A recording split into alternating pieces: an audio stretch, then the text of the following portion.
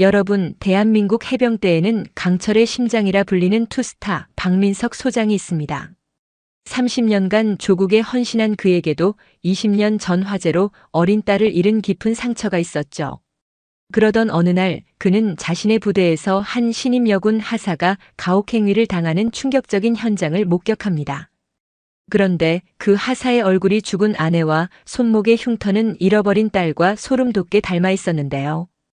이 기막힌 우연은 과연 무엇을 의미할까요? 호랑이 같은 지휘관 박 소장은 이 운명의 실타래를 어떻게 풀어갈까요? 칠흑 같은 어둠이 경상북도 포항의 해안선을 집어삼키고 있었다. 동해의 거친 파도는 쉴 새 없이 해병대 제1사단 해룡부대의 해안 경계 철책을 향해 포효하며 달려들었다. 마치 대한민국의 가장 날카로운 창끝을 시험하려는 듯 자연의 위용은 인간이 만든 강철의 경계를 끊임없이 위협했다. 사단장실의 창밖으로 펼쳐진 이 광경을 박민석 소장은 말없이 내려다보고 있었다. 그의 어깨 위에서 빛나는 두 개의 별은 지난 30년간 그가 조국에 바친 헌신의 무게를 고스란히 담고 있었다. 해병대의 상징인 붉은 명찰과 앵카는 그의 심장 바로 위에서 그 어떤 강철보다도 차갑고 단단하게 빛났다. 한 번 해병은 영원한 해병. 그의 삶은 그 신조를 증명하는 과정 그 자체였다. 적에게는 추상 같은 공포를, 부하들에게는 절대적인 신뢰를 주는 지휘관. 그의 이름 앞에는 늘 강철, 불굴, 무적과 같은 수식어가 따라붙었다.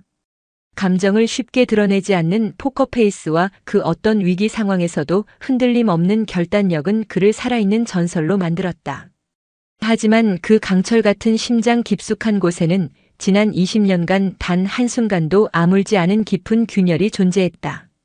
사단장님 결제 서류입니다. 부관인 김 대위가 조용히 들어와 서류를 내밀었다. 박 소장은 창밖에서 시선을 거두고 책상으로 돌아왔다. 그의 시선이 잠시 책상 한쪽에 놓인 낡은 사진 액자에 머물렀다.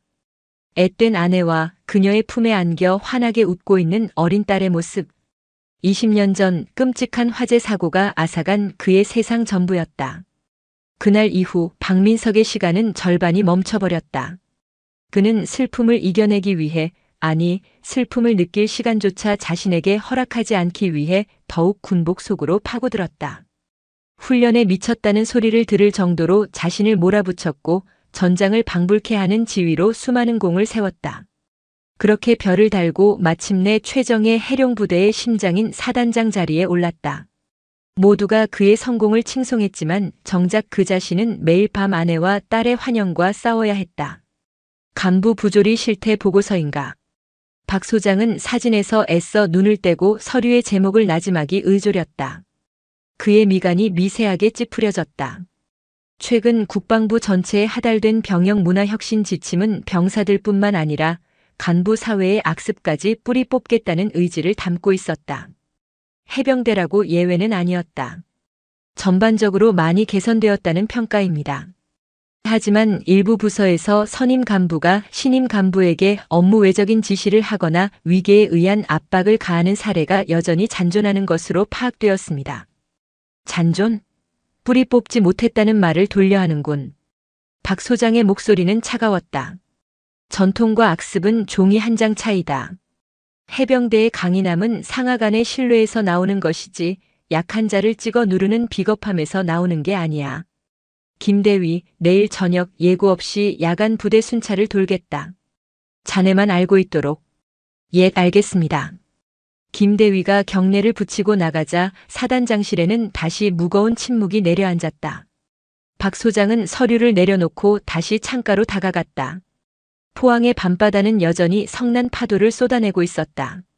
그는 저 파도처럼 자신의 마음속에서 들끓는 정체 모를 분노와 슬픔을 잠재우고 싶었다. 이서연 하사에게 해병대 부사관 임관은 스스로의 운명을 개척하기 위한 첫걸음이었다. 고아원에서 자란 그녀에게 국가는 유일한 울타리였고 군인은 스스로의 힘으로 설 수 있는 가장 명예로운 길이었다. 이왕 군인이 될 거라면 가장 강한 곳에서 최고가 되고 싶었다. 혹독한 부사관 후보생 시절을 우수한 성적으로 수료한 그녀는 마침내 앵카가 박힌 하사 계급장을 달고 이곳 해룡부대에 발을 디뎠다. 하지만 자대의 현실은 훈련소와는 또 다른 종류의 지옥이었다. 실무는 낯설고 책임은 무거웠지만 얼마든지 배우고 견딜 수 있었다. 그녀를 정말로 무너뜨린 것은 업무가 끝난 뒤 마주해야 하는 선임들의 교묘하고 악랄한 괴롭힘이었다. 어이, 이 하사. 고아원 출신이라 그런가? 근성이 부족해, 근성이. 통신중대 직속 선임인 황수진 중사가 비아냥거리듯 말했다. 늦은 밤 모두 퇴근한 중대 사무실에서 그녀는 어김없이 황 중사와 그를 따르는 2명의 선임 하사에게 붙잡혀 있었다. 황 중사는 부대 내에서 실력은 없으면서 텃세와 군기잡기로 유명한 인물이었고 특히 자신보다 유능해 보이는 신임 간부를 찍어 누르는 것을 낙으로 삼았다. 이서연은 그의 완벽한 먹잇감이었다. 죄송합니다. 시정하겠습니다. 서연은 입술을 깨물며 고개를 숙였다. 간부 사회에서 선임에게 반항하는 것은 스스로의 군 생활에 사형 선고를 내리는 것과 같았다. 시정? 말은 아주 청산유수야.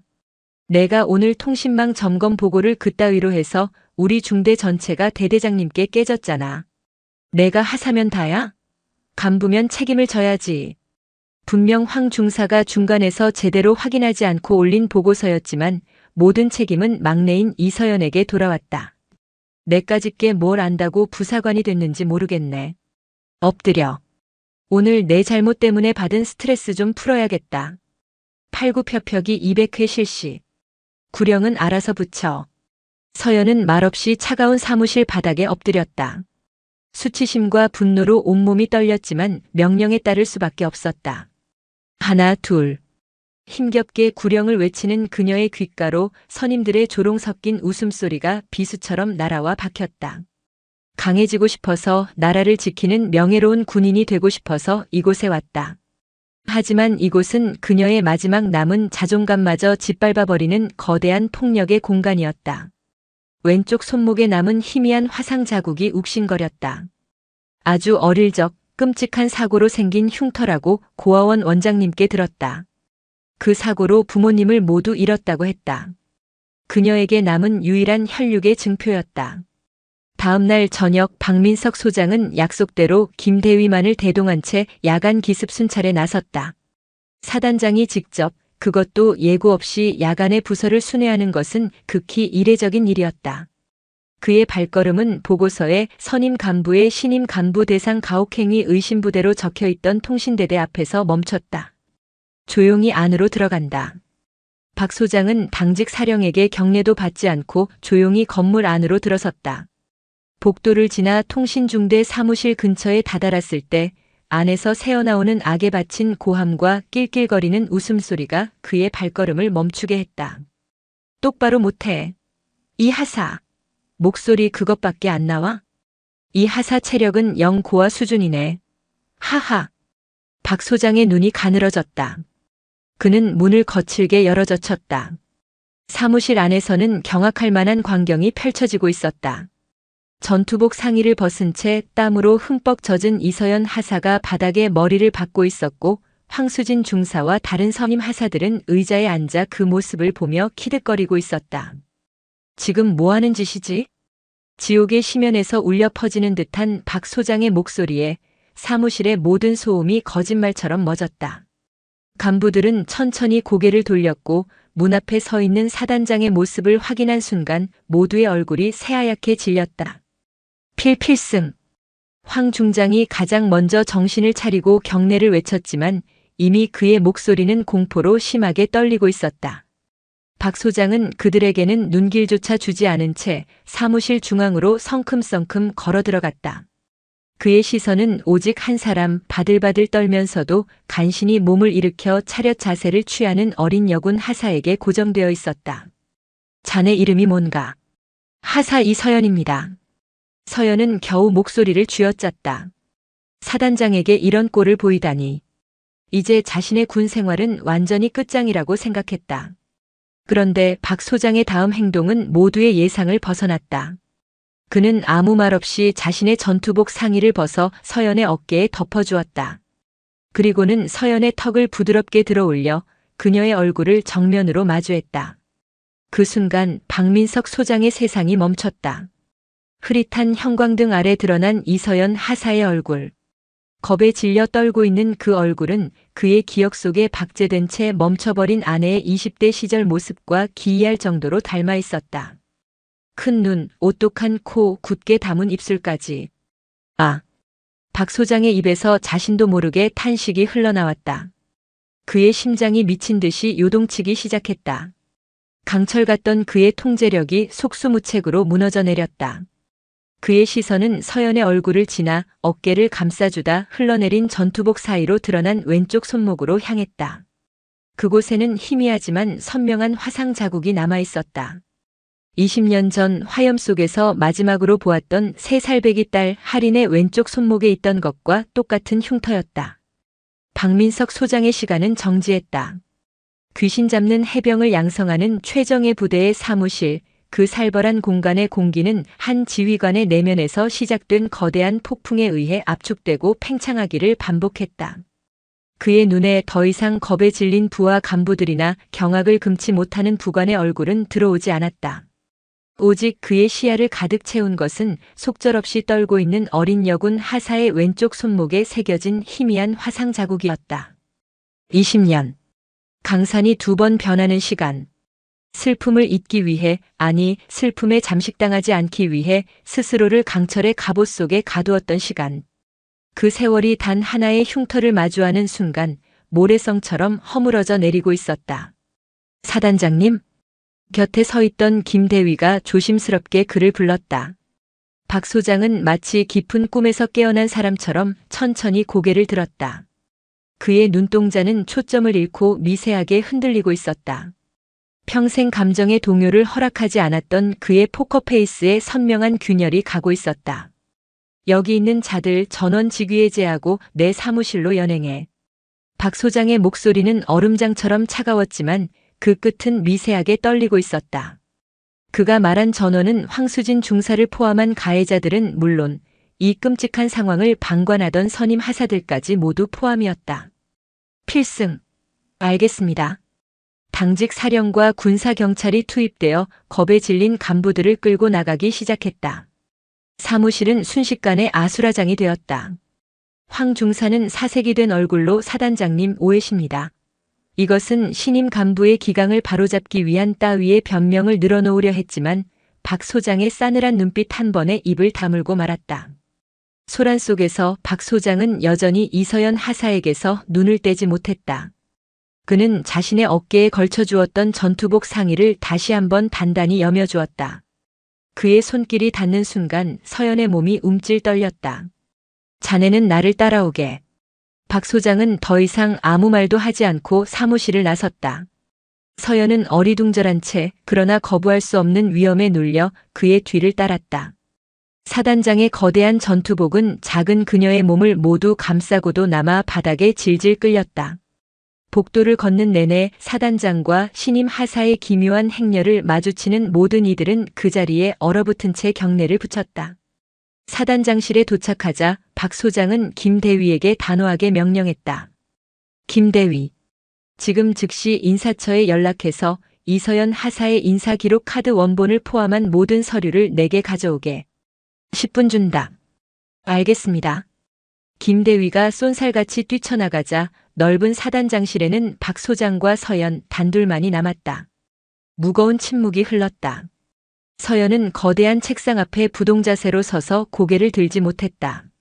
무슨 일이 벌어지고 있는지 도무지 짐작할 수 없었다. 그저 자신의 군 생활이 끝났다는 절망감과 사단장의 기이한 행동에 대한 혼란스러움만이 머릿속을 가득 채웠다. 박 소장은 책상 뒤 의자에 깊숙이 몸을 묻었다. 그는 서연을 바라보지 않았다. 대신 책상 위에 놓인 낡은 사진 액자를 집어들었다. 그 안에서 환하게 웃고 있는 아내와 딸 할인의 모습. 그는 사진 속 아내의 얼굴과 방금 전 사무실에서 보았던 서연의 얼굴을 필사적으로 겹쳐보고 있었다. 닮았다. 부정할 수 없을 만큼 닮았다. 그리고 저 손목의 흉터. 아니야, 착각일 것이다. 너무나 오랫동안 그리워한 나머지 헛것을 보는 것일 게다. 세상에 이런 우연은 있을 수 없어. 스스로를 다그쳤지만 한번 피어오르기 시작한 희망의 불씨는 걷잡을 수 없이 타올랐다. 심장이 터질 것처럼 뛰어댔다. 지난 20년간 단 한 번도 느껴보지 못했던 지독한 희망이었다. 정확히 8분이 지났을 때 김대위가 헐레벌떡 뛰어들어와 서류 봉투를 내밀었다. 박 소장은 거의 날치기 하듯 봉투를 받아들고는 내용물을 쏟아냈다. 이서연 하사의 임관 서류, 신상 기록서, 병적 기록표, 고아원에서의 생활기록부 사본까지. 그의 손이 다급하게 종이들을 넘겼다. 이름 이서연. 생년월일 2002년 8월 15일. 박 소장의 숨이 멎었다. 그의 딸 박하린의 생일과 정확히 일치했다. 가슴 속에서 무언가 쿵 하고 내려앉는 충격. 그는 떨리는 손으로 다음 장을 넘겼다. 출생지 불명. 최초 발견 장소 강원도 양양군 한서면 평화보육원 앞. 발견 일시 2005년 9월 4일 새벽. 2005년 9월 4일.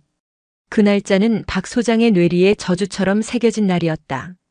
바로 그의 아내와 딸이 화재 사고로 목숨을 잃은 날. 사고는 강원도 양양의 한 군인 아파트에서 일어났다. 당시 최전방에서 대대장으로 복무 중이던 그는 작전 회의 때문에 부대에 발이 묶여 있었다. 대대장님, 사택에 큰 불이 났습니다. 비보를 듣고 미친 듯이 달려갔을 때 아파트는 이미 시뻘건 화염에 휩싸여 있었다. 소방관들이 필사적으로 진화 작업을 벌이고 있었지만 역부족이었다. 그는 아내와 딸의 이름을 부르짖으며 불길 속으로 뛰어들려 했지만 부대원들의 필사적인 만류에 가로막혔다. 그의 눈앞에서 그의 세상이 무너져 내리고 있었다.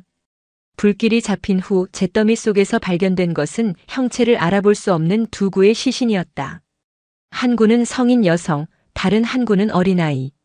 현장에서 발견된 아내의 반지와 딸의 목걸이, 조각이 유일한 신원 확인의 단서였다.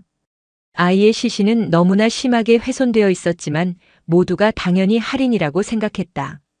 그 끔찍한 화마 속에서 세 살배기 아이가 살아남았을 것이라고는 아무도 상상하지 못했다. 박 소장은 눈을 감았다. 20년이 지났지만 살이 타는 냄새와 아내의 마지막 비명이 여전히 그의 귓가에 생생했다. 그는 그날 이후 스스로를 용서하지 못했다. 가족을 지키지 못했다는 죄책감은 그의 삶을 올가매는 족쇄가 되었다. 그런데 서류는 무엇을 말하고 있는가? 이서연 하사는 사고가 있었던 바로 그날 사고 현장에서 멀지 않은 양양의 한 보육원 앞에서 발견되었다. 박 소장은 보육원 생활기록부를 집어들었다. 그곳에는 서연의 유년 시절이 빼곡히 기록되어 있었다. 발견 당시 아이는 심한 화상을 입고 정신을 잃은 상태였음. 왼쪽 손목에 특히 심한 흉터가 남음. 화재 사고의 충격으로 인한 실어증 증세를 보였으며 자신의 이름이나 부모에 대해 전혀 기억하지 못함. 보육원에서 서연이라는 새 이름을 지어줌. 퍼즐 조각이 하나씩 맞춰지고 있었다. 심장이 터질 듯한 속도로 뛰었다. 박 소장은 마지막 서류, 서연이 직접 작성한 임관 신상 기록서로 눈을 돌렸다. 혈액형 란에 적힌 글자가 그의 눈에 박혔다. RHAB형. 박 소장의 온몸에 소름이 돋았다. 자신과 똑같은 혈액형. 그의 아내는 평범한 O형이었다. 딸 하리는 태어났을 때부터 희귀 혈액형인 RHAB형이었다. 박 소장의 입에서 바람 빠지는 소리가 났다. 이것은 더 이상 우연이 아니었다. 기적 혹은 신의 잔인한 장난이었다. 그는 떨리는 시선으로 방 한쪽에 부동자세로 서 있는 이서연 하사를 바라보았다. 자신이 20년간 죽었다고 믿었던 딸. 잿더미 속에서 사라졌다고 생각했던 자신의 분신. 그 아이가 온갖 수모와 폭력을 견디며 지금 자신의 눈앞에 자신의 부하로 서 있었다. 김대위. 박 소장이 나지막이 불렀다. 그의 목소리는 물에 젖은 솜처럼 무겁게 가라앉아 있었다. 네, 사단장님. 지금 당장 군사경찰대장에게 연락해. 통신중대 황수진 중사를 포함한 가해자 전원을 직권 남용 및 가혹행위 혐의로 긴급 체포하고 정식 수사에 착수하라고 전하게. 한 명도 빠짐없이 법이 허용하는 최고의 형량으로 다스릴 거라고. 알겠습니다. 그리고 이서연 하사는 오늘부로 내 직권으로 보직을 변경한다. 사단장실 직속 부관실 행정 담당으로 발령내. 숙소도 독신 간부 숙소 BQ 1인실로 즉시 옮기도록 조치하고. 사단장님, 너무 갑작스러운 인사는? 김대위가 조심스럽게 물었다. 사단장이 직접 특정 하사의 보직과 숙소까지 챙기는 것은 전례 없는 일이었고 자칫 특혜 시비에 휘말릴 수 있었다. 박 소장이 천천히 고개를 들었다. 그의 눈은 핏발이 서 있었다.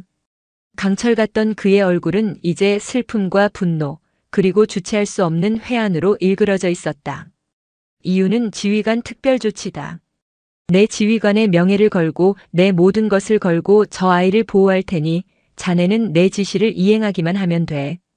그의 목소리에 담긴 엄청난 무게에 김대위는 더 이상 아무것도 묻지 못하고 경례를 붙인 뒤 서연을 데리고 밖으로 나갔다. 홀로 남은 사단장실. 박민석 소장은 책상 위에 놓인 서류들을 망연히 바라보았다. 20년 전 화재 사건 기록, 이서연이라는 이름의 한여군 하사의 기록. 그리고 그 두 기록 사이를 잇는 끔찍한 비극과 기적적인 희망. 그는 자신의 딸이 자신의 부대에서 자신의 부하 간부에게 짐승만도 못한 취급을 당했다는 사실에 치가 떨렸다. 지켜주지 못했다는 20년 전의 죄책감이 지금 이 순간의 분노와 뒤섞여 그의 심장을 난도질했다. 내가 조금만 더 빨리 알아차렸더라면, 내가 조금만 더 부하들에게 관심을 가졌더라면. 자책감이 파도처럼 밀려왔다. 그는 자리에서 일어나 창가로 다가갔다. 포항의 밤바다는 여전히 거칠게 울부짖고 있었다. 마치 20년간 억눌러왔던 그의 슬픔이 터져나오는 것처럼. 그는 창문에 이마를 기댄 채 소리 없이 눈물을 흘렸다. 지난 20년간 단 한 번도 흘리지 않았던 뜨거운 눈물이었다. 그것은 잃어버린 딸을 향한 그리움이었고 딸을 지키지 못한 아버지의 회한이었으며 자신의 모든 것을 걸고 딸을 되찾고 지켜내겠다는 한 남자의 비통한 맹세였다. 해병대 제1사단의 아침은 언제나 동해의 일출보다 먼저 시작되었다. 수만 명의 함성과 전투화가 지축을 울리는 소리는 포항의 새벽 공기를 가르는 익숙한 교향곡이었다. 하지만 그날 아침의 분위기는 사뭇 달랐다. 거대한 폭풍이 휩쓸고 지나간 듯 부대 전체에 무겁고 불안한 정적이 감돌았다. 소문은 빛보다 빠른 속도로 퍼져나갔다. 사단장이 직접, 그것도 한밤중에 중대 사무실을 급습하여 신임 하사 한 명 때문에 중견 간부들을 통째로 군사경찰에 넘겨버렸다는 이야기였다.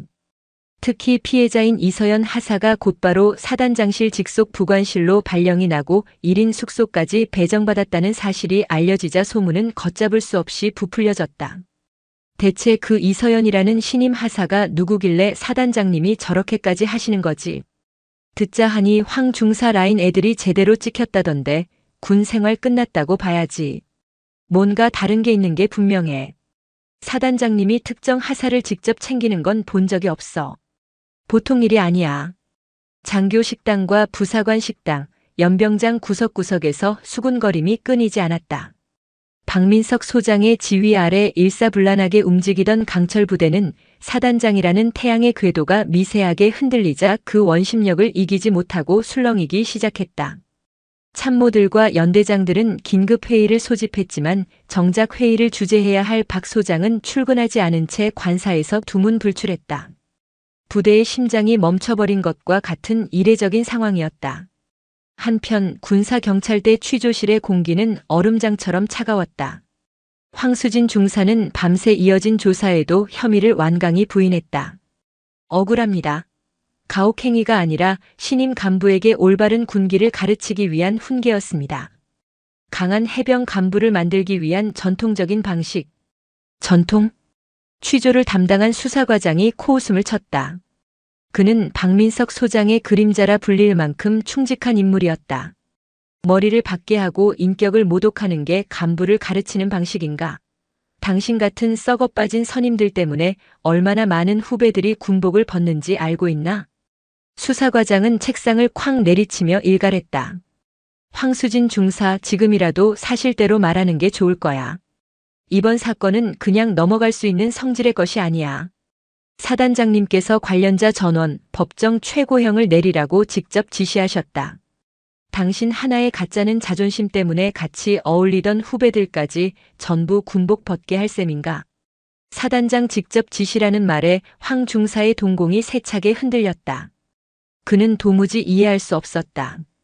고아 출신의 갓 임관한 애송이 하사하나. 늘 그래왔듯 적당히 겁주고 길들이면 그만이라고 생각했다. 그런데 왜 하필 사단장이? 왜 하필 그때? 모든 것이 잘못되어 있었다. 거대한 톱니바퀴에 끼어버린 벌레처럼 그는 자신이 감당할 수 없는 거대한 힘 앞에 내동댕이 쳐졌다는 것을 직감했다. 이서연 하사는 낯선 환경에 좀처럼 잠을 이루지 못했다. 사단장실 바로 옆에 위치한 부관실의 자기 책상, 그리고 난생 처음 배정받은 아늑한 1인 숙소. 어제까지만 해도 악몽과도 같았던 군 생활이 하루아침에 천국처럼 변했지만 그녀는 도리어 숨이 막힐 듯한 불안감에 시달렸다. 부관실의 모든 장교와 부사관들은 그녀를 극도로 조심스럽게 대했다. 누구도 그녀에게 먼저 말을 걸지 않았고 업무 또한 가장 기초적인 서류 정리 외에는 아무것도 주어지지 않았다. 그녀는 마치 값비싼 유리 세공품처럼 모두의 관심과 경계의 대상이 된 채 투명한 벽 안에 갇혀버린 듯 했다. 이런 과분한 배려는 그녀를 더욱 불안하게 만들었다. 차라리 무시와 폭언이 익숙했다. 아무런 데가 없는 호의와 관심은 평생을 홀로 버텨온 그녀에게는 미지의 공포와도 같았다. 도대체 왜 나한테 이러는 걸까? 혹시 내가 모르는 무언가가 있는 걸까? 이 모든 배려가 끝나면 더 큰 대가를 치러야 하는 건 아닐까? 온갖 상상이 머릿속을 헤집었다. 그녀는 창밖을 내다보았다. 연병장에서는 해병들의 우렁찬 함성 소리가 아스라이 들려왔다. 불과 하루 전만 해도 자신이 속해 있던 세상. 하지만 지금 그녀는 그 세상으로부터 완벽하게 격리된 사단장실 옆 작은 섬의 이방인이었다. 같은 시각 사단장 관사에서 박민석 소장은 뜬 눈으로 밤을 새운 뒤였다. 그의 서재는 담배 연기로 자욱했고 재떨이에는 꽁초가 수북이 쌓여 있었다. 책상 위에는 딸 할인의 어린 적 앨범과 이서연 하사의 인사기록 서류가 나란히 놓여 있었다. 그는 밤새 두 기록을 수백 번이고 번갈아 보았다. 볼수록 확신은 커져갔고 확신이 커질수록 가슴을 애는 고통 또한 깊어졌다. 그는 이제 어떻게 해야 하는가?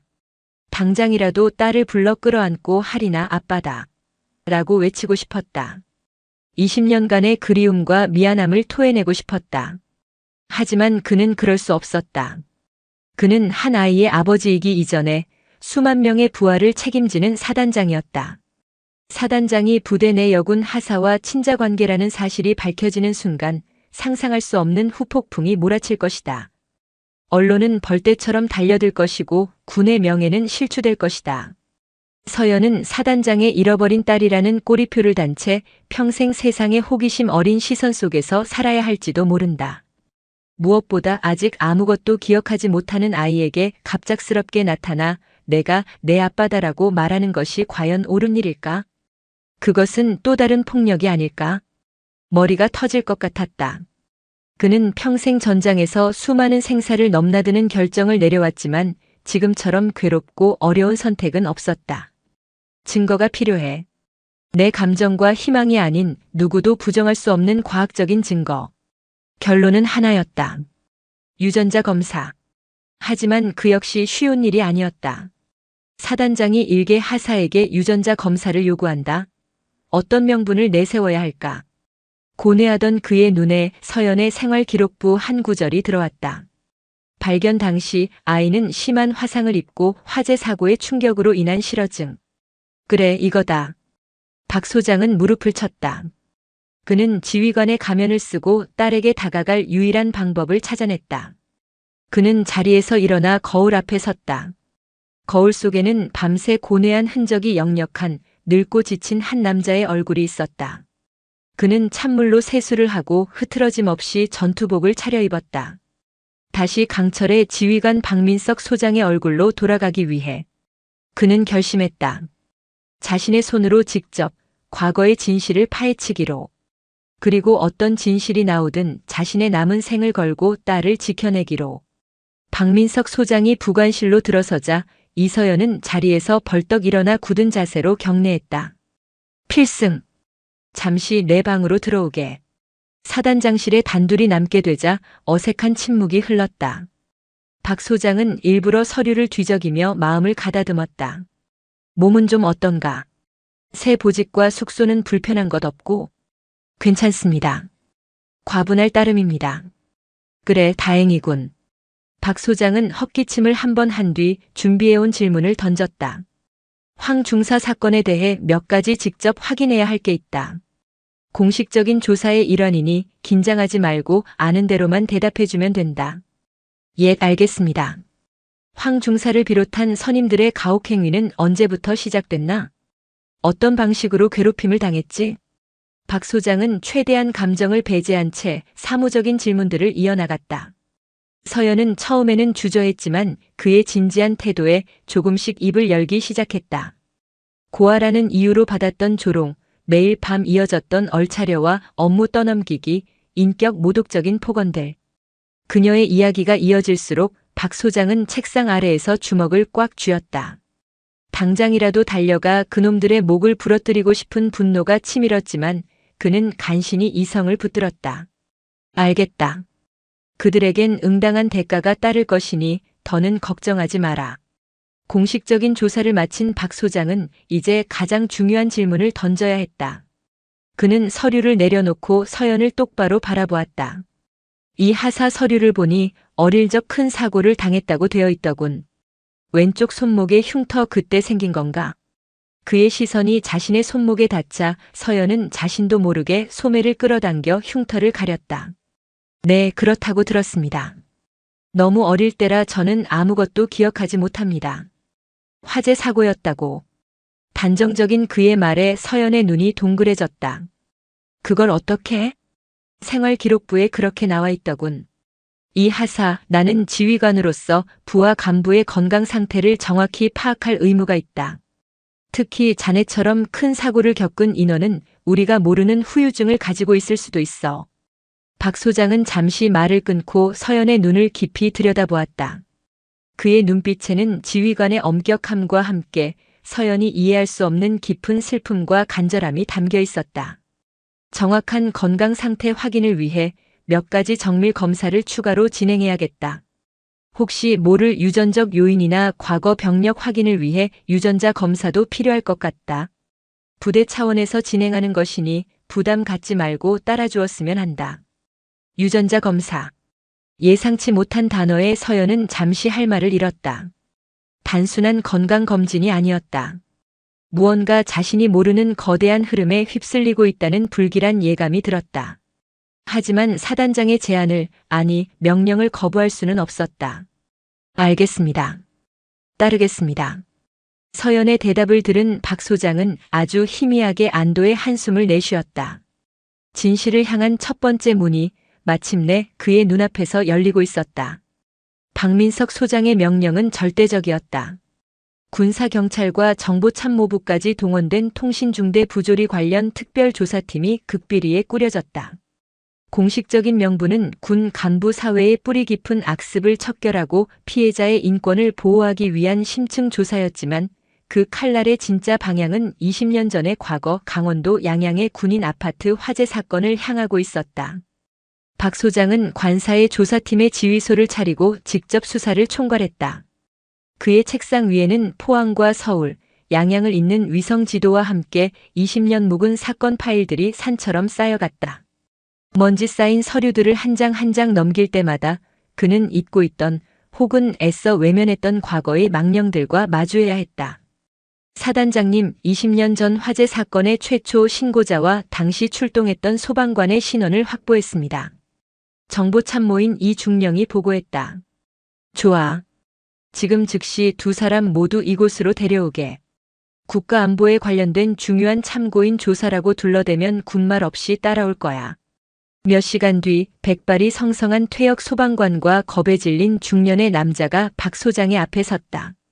그는 20년 전 그날 밤 옆집에서 타는 냄새를 맡고 최초로 신고했던 박 소장의 이웃이었다. 그날 밤 기억나는 것을 모두 말해주시오. 아주 사소한 것이라도 괜찮습니다. 박 소장의 가라앉은 목소리에 두 사람은 긴장된 표정으로 기억을 더듬기 시작했다.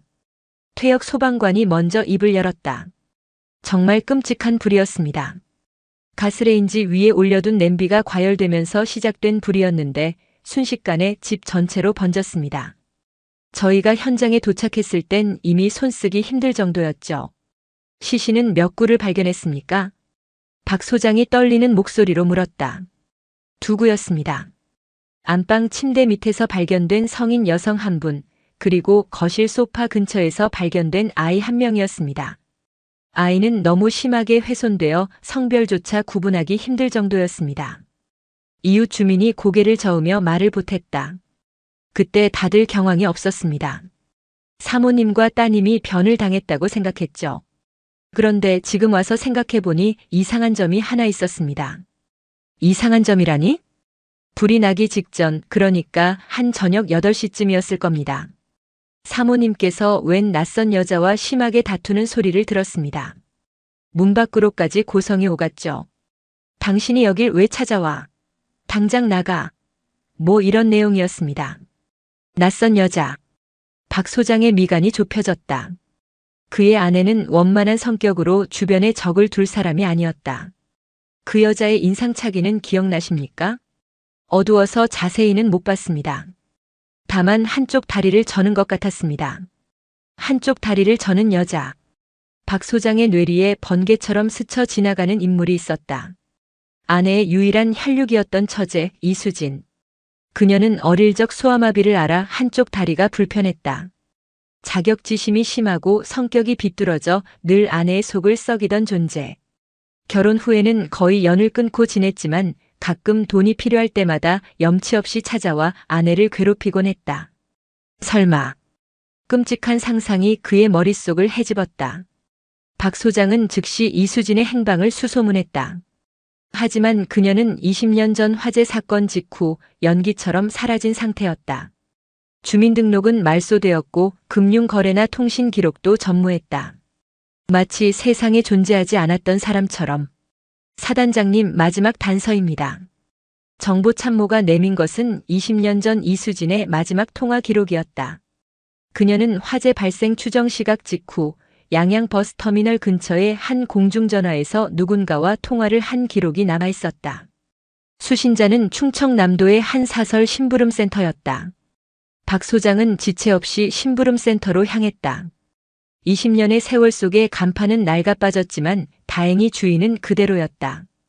군복을 입은 장성의 갑작스러운 방문에 어쩔 줄 몰라 하던 주인은 박 소장이 내민 이수진의 사진과 거액의 수표를 보고 나서야 무겁게 입을 열었다.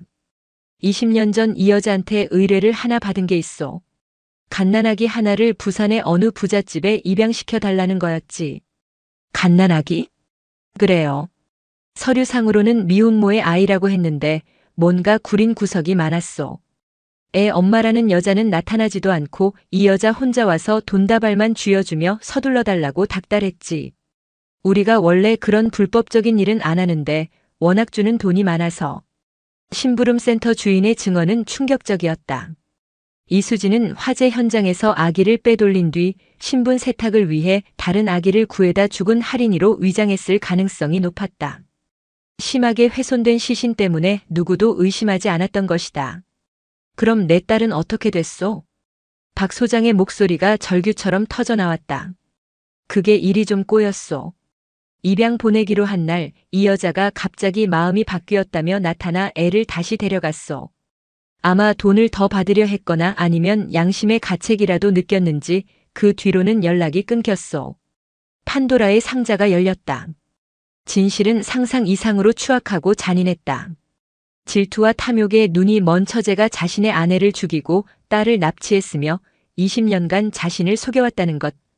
박 소장은 주먹으로 벽을 내리쳤다.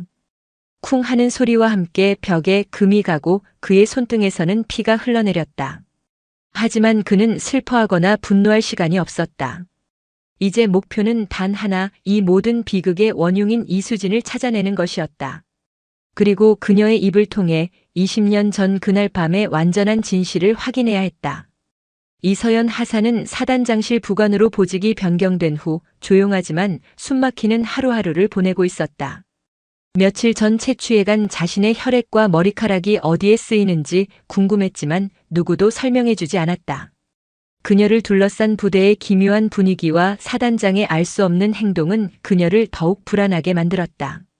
그러던 어느 날 사단 주임원사가 정중하게 그녀를 불렀다. 그녀가 도착한 곳은 사단 의무대의 상담실이었다. 그곳에는 군의관과 함께 박민석 소장이 딱딱한 표정으로 앉아 있었다. 앉게 이 하사. 박 소장의 말에 서연은 긴장된 채 맞은편 의자에 앉았다. 군의관은 한참을 망설이다 서류 봉투 하나를 꺼내 테이블 위에 올려놓았다. 얼마 전 실시했던 정밀 검사 결과가 나왔네. 박 소장이 무겁게 입을 열었다. 그는 봉투에서 서류를 꺼내 서연에게 건넸다. 친자 확인 감정서라는 글자가 눈에 들어왔다. 그 아래에는 검체 A와 검체 B의 유전자를 비교 분석한 결과가 적혀 있었다. 분석 결과 검체 A와 검체 B는 99.99%의 확률로 친부녀 관계가 성립함. 이게 무슨? 서연의 눈이 커졌다. 박민석. 그 이름은 단 한 사람 해룡부대의 사단장을 가리키고 있었다. 자신이 사단장의 딸이라고. 믿을 수 없는 현실 앞에 그녀의 머릿속은 새하얗게 비어버렸다.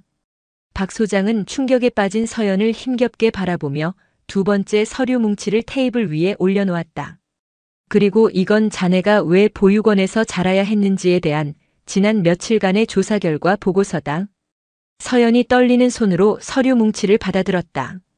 그 안에는 한 여자의 사진과 함께 그녀의 인적사항이 담긴 서류가 들어있었다. 이름 이수진. 관계 이수연의 친동생, 즉 이모. 그리고 그 아래에는 박민석 소장의 지휘 아래 재구성된 20년 전 화재 사건의 전말이 빼곡하게 적혀 있었다. 언니에 대한 질투심에 눈이 멀어 형부를 차지하기 위해 집에 불을 지르고 조카를 납치했으며 다른 아이의 시신으로 신분을 위장한 악마의 행적. 그 악마가 바로 자신의 이모라는 사실까지. 서연은 더 이상 서류를 읽어 내려갈 수 없었다. 그녀의 손에서 서류들이 힘없이 바닥으로 흩어졌다. 20년간의 공백. 자신이 누구인지도 모른 채 살아와야 했던 고통스러운 시간의 비밀이 이렇게 잔인한 진실의 모습으로 눈앞에 펼쳐진 것이다. 아! 그녀의 입에서 터져나온 것은 비명 섞인 흐느낌이었다. 자신을 낳아준 어머니는 이모의 손에 죽었고 자신은 그 이모의 손에 납치되어 고아로 버려졌다. 그리고 자신의 아버지는 철천지원수의 동생과 결혼했던 하늘 같은 사단장이었다. 운명의 장난은 너무나 가혹했다. 서연은 상담실 바닥에 주저앉아 목 놓아 울었다. 그것은 잃어버린 이름과 부모를 향한 울음이었고 자신의 기구한 운명에 대한 서러움이었으며 앞으로 마주해야 할 거대한 진실의 무게에 대한 두려움의 통곡이었다. 박민석 소장은 딸의 무너지는 모습을 보며 입술을 깨물 뿐 아무것도 할 수 없었다. 추적은 오래 걸리지 않았다. 이수진은 가명으로 신분을 세탁한 채 부산의 한 허름한 달동네에서 홀로 술에 의지하며 살고 있었다. 해병대 군사경찰과 정보부 요원들이 낡은 빌라의 문을 급습했을 때 그녀는 저항조차 하지 못했다. 이미 삶의 모든 것을 포기한 사람처럼 공허한 눈으로 그들을 맞이할 뿐이었다. 취조실에 마주 앉은 이수진은 20년의 세월을 정통으로 맞은 듯 늙고 병들어 있었다. 한때 언니의 아름다움을 질투했던 그 얼굴은 독한 술과 죄책감에 절어 형편없이 망가져 있었다. 그녀의 맞은편 박민석 소장은 군복이 아닌 사복 차림이었다. 지휘관으로서가 아닌 한 사람의 피해자, 한 여자의 남편, 한 아이의 아버지로서 이 비극의 끝을 마주하기 위해서였다. 왜 그랬지? 박 소장의 목소리는 분노를 넘어선 깊은 허무함에 잠겨 있었다. 이수진은 한동안 초점 없는 눈으로 허공을 응시하더니 마른 입술을 열었다. 그녀의 목소리는 갈라지고 쉬어 있었다. 형부가 미웠어요. 언제나 당당하고 빈틈없고 모두에게 존경받는 형부가. 그리고 그런 형부의 사랑을 독차지한 언니가 죽도록 미웠어요. 나는 평생 다리 병신이라고 손가락질 받으며 살았는데 언니는 세상 모든 걸 다 가진 것 같았거든. 행복, 명예, 그리고 형부까지. 그녀의 이야기는 두서가 없었지만 그 안에는 20년간 골마 터진 질투와 열등감이 시커멓게 응어리져 있었다. 그날 밤 그녀는 또다시 돈을 구걸하러 언니를 찾아갔다.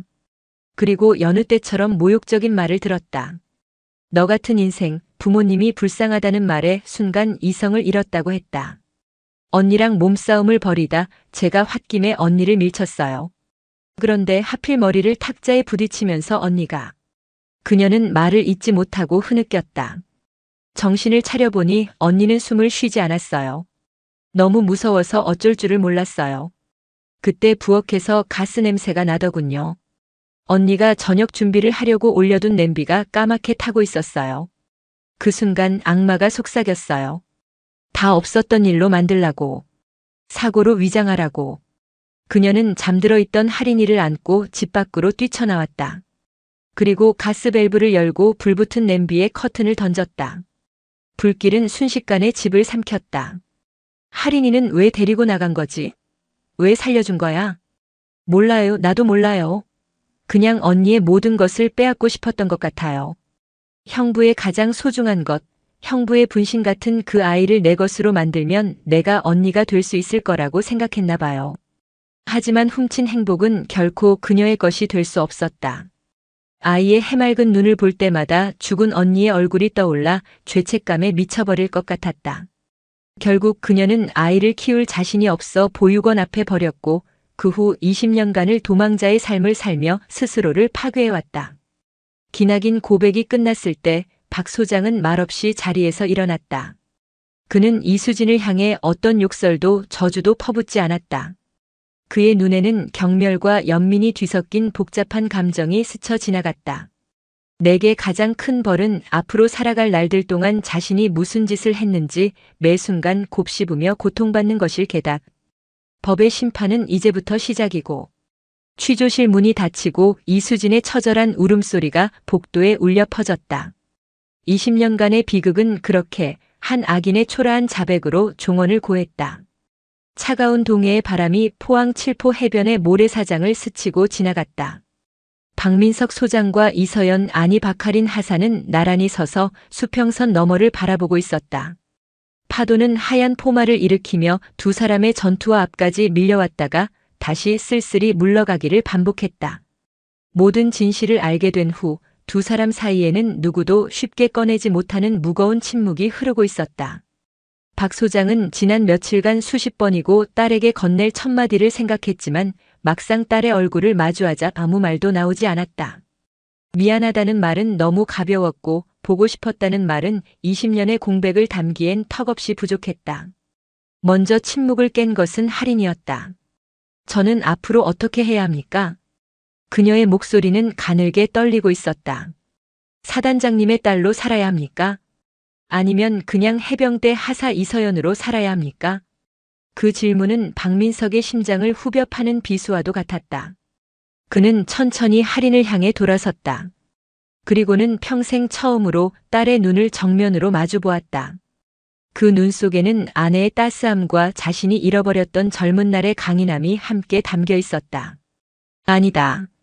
박 소장이 나지막이 말했다. 너는 누군가의 딸로 살 필요 없다. 해병 하사로 살 필요도 없어. 너는 이제 그냥 박하린으로 살면 된다. 내가 원하는 삶, 내가 행복한 삶을 살면 돼. 그것이 군인의 길이든 다른 어떤 길이든 아빠는 너의 선택을 언제나 지지할 거다. 아빠. 그 한마디에 할인의 눈에서 기어이 눈물이 터져 나왔다. 20년간 가슴속에만 담아두었던 불러보고 싶어도 부를 수 없었던 그 이름. 그녀의 울음은 서러움과 그리움을 넘어 마침내 찾은 안도감의 표현이었다. 박 소장은 더 이상 망설이지 않았다. 그는 딸의 어깨를 감싸 안았다. 처음에는 어색하게 굳어있던 할인의 몸이 이내 아버지의 품에 무너지듯 안겨왔다. 박 소장은 딸의 등을 토닥이며 20년 만에 처음으로 아버지의 말을 건넸다. 미안하다 할인아. 너무 늦게 알아봐서 미안하다. 혼자서 얼마나 무섭고 힘들었니? 다 아빠 잘못이다. 아니에요, 아니에요. 할인은 아버지의 가슴에 얼굴을 묻고 아이처럼 울었다. 두 사람의 눈물은 동해의 짠 바람에 섞여 흩어졌다. 세상에서 가장 길었던 20년의 세월이 마침내 아버지와 딸의 뜨거운 눈물 속에서 녹아내리고 있었다. 몇 주 뒤 해병대 제1사단 연병장에는 전 부대원이 도열했다. 박민석 소장은 단상에 올라 마이크 앞에 섰다. 그의 얼굴은 이전보다 수척해졌지만 눈빛은 그 어느 때보다 깊고 단단했다. 부대원들은 숨을 죽인 채 자신들의 지휘관이 무슨 말을 할지 기다렸다. 그의 입에서는 특정 하사의 이름이나 가혹행위에 대한 직접적인 언급은 나오지 않았다. 딸의 사생활을 지켜주기 위한 아버지의 배려였다. 대신 그는 자신의 이야기를 시작했다. 나는 오늘 이 자리에서 한 사람의 지휘관이 아닌 한 사람의 아버지로서 이야기하려 한다. 장래의 미세한 술렁임이 일었다. 나는 아주 오랫동안 잃어버린 딸이 있었다. 나는 그 아이를 지켜주지 못했다는 죄책감 속에서 평생을 살아왔다. 그는 담담하게 말을 이었다. 최근 나는 기적적으로 그 아이를 다시 찾았다. 하지만 다시 만난 내 딸은 내가 지휘하는 이 부대 안에서 가장 신뢰해야 할 선임이자 전우에게 마음의 상처를 입고 있었다. 나는 내 딸 하나 지키지 못하는 아비였고 내 부하 하나 지키지 못하는 지휘관이었다. 이것은 변명의 여지가 없는 나의 불찰이다. 그는 허리를 숙여 전 부대원에게 고개를 숙였다. 사단장의 갑작스러운 사과에 모든 부대원들이 충격에 빠졌다. 나는 오늘 이 시간부로 선언한다. 해병대의 강인함은 부하를 인격적으로 무시하고 다루기 힘든 존재로 만드는 비겁함에서 나오는 것이 아니다. 진정한 강인함은 상하 간의 굳건한 신뢰와 존중에서 나온다. 특히 부대의 허리인 부사관과 장교, 당신들은 리더다. 리더의 권위는 계급장에서 나오는 것이 아니라 부하들의 마음에서 나오는 것임을 명심하라. 그의 목소리는 연병장 전체를 뒤흔드는 포효와도 같았다. 오늘부로 우리 해룡부대 내에 존재하는 모든 형태의 부조리와 가혹행위를 뿌리 뽑겠다. 특히 간부 사회에 만연한 썩은 관행부터 도려낼 것이다. 적발되는 자는 지휘 고하를 막론하고 군복을 벗길 것이다. 이것은 선택이 아닌 명령이다. 그의 연설이 끝나자 연병장에는 잠시 정적이 흘렀다. 이내 누군가 먼저랄 것도 없이 우레와 같은 박수를 치기 시작했다. 박수는 점점 더 커져 포항의 하늘을 뒤덮을 듯한 함성으로 변했다. 부조리의 그늘에 신음하던 수많은 부하들이 진정한 변화의 시작 앞에서 뜨거운 눈물을 흘리고 있었다. 그날 이후 해룡부대는 새로 태어났다. 황수진 중사를 비롯한 가해자들은 군사재판에 회부되어 전원 실형을 선고받고 불명예 전역했다. 박민석 소장은 부대 내에 전문 상담 시스템을 도입하고 간부와 병사 간의 소통 채널을 대폭 확대하는 등 실질적인 병역 문화 개선에 착수했다. 6개월 후 주말에 포항 영일대 해수욕장. 인파 속에서 평범한 아버지와 딸이 웃으며 솜사탕을 나눠 먹고 있었다. 군복을 벗은 박민석과 이젠 어엿한 베테랑의 풍모가 느껴지는 박하린 하사였다. 하린은 아버지의 뜻에 따라 다른 부대로 옮기거나 전역할 수도 있었지만 스스로 해룡부대의 남아군 생활을 끝까지 마치겠다고 선택했다. 그녀에게 더 이상 해병대는 지옥이 아니었다. 아버지라는 든든한 울타리와 자신을 존중해주는 전우들이 있는 두 번째 집이었다. 아빠, 저 다음 주에 중사 진급 심사 들어가요. 제가 잘할 수 있을까요? 그럼. 넌 내 딸인데. 박민석이 하린의 머리를 쓰다듬으며 말했다. 그의 얼굴에는 강철의 지휘관이 아닌 오직 딸을 사랑하는 아버지의 미소만이 가득했다. 두 사람은 말없이 바다를 바라보았다. 20년 전 모든 것을 앗아갔던 비극의 불꽃은 꺼지고 이제 그들의 앞에는 상처를 보듬고 새로운 희망을 이야기하는 잔잔하고 푸른 바다가 펼쳐져 있었다. 그 바다는 그들을 삼키려 했던 슬픔의 눈물이 아니라 모든 것을 품고 정화하는 아버지의 바다였다. 오늘 사연 모음집의 이야기 어떠셨나요? 구독과 좋아요, 그리고 당신은 어디서 보고 계신지 댓글로 남겨주세요. 여러분의 응원이 사연 모음집에는 큰 힘이 됩니다. 감사합니다.